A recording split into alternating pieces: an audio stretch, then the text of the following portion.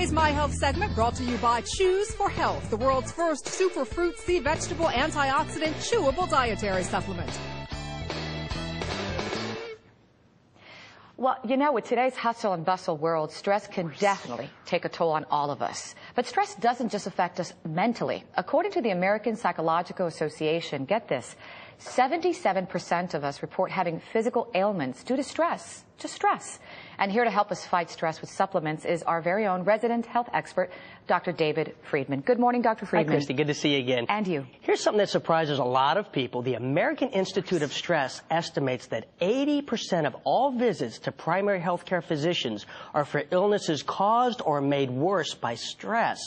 A lot of ailments. This includes high cholesterol, high blood pressure, even heart disease. It goes on and on. Stress goes far beyond an emotional component. And these are serious health issues that you're talking about. So what do we do about it? Well, first thing I want to mention, if you're a coffee junkie out there, you may want to think twice. Oh, no. You think that it's helping you stay energized during the day, but in reality, here's what's happening. It's taking a toll on your adrenal glands. Caffeine stimulates your adrenal glands, and that produces adrenaline, which puts your body in that fight-or-flight mode. Coffee also elevates a stress hormone called cortisol. Your immune system is also weakened when the stress hormone is high. All right, so my stress level was here when I first started talking to you, and now I have it here because I'm the Cuban coffee queen. Oh, no. And I can't break that habit. Well, you got to break the Java craze. Let me tell you how. Reduce your intake of caffeine. Simple tactic, black tea. Highly recommended. Let me tell you, it's very robust. It's strong flavor. Tastes great with cream. And it has half the caffeine as coffee, so it's easy to break that in half. Decaffeinated green tea is another option I recommend. Still gives you that morning jolt, but it's loaded with phytonutrients and antioxidants, which help combat stress. All right, but I have to insist again because I get up at 5 in the morning. I'm exhausted. Right. I grab that Cuban coffee. It's, you know, it's my morning mojo. Well, if you start your day with my next suggestion, you won't even need that morning jolt of Java. Top on my list of best stress-reducing nutrients is vitamin B12. And let me tell you about B12. Research shows that 1/3 of people suffering from stress do not get an adequate amount of B12. That's a high number. But don't take B12 in a pill form. Highly recommended in either a lozenge or liquid. It's the best. I believe in B12 so much, it's actually one of the 16 key ingredients in the product I formulated, Choose for Health, which is a chewable. I've never tried it. Choose for Health? You've never tried. Well, I happen to have some right here, and it has Java Queen's name written all over it.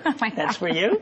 So I'm going to try to learn to replace this with my Cuban coffee. Doctor, I'm not sure, but we're still talking about this. Now, as I get one, let me ask you something. How do I know if my levels of B12 are too low? Well, age is one sign. Oh, thanks. Well, you don't have to worry about that. It only affects people over the age of 50, and you've got 20 years to go for that one.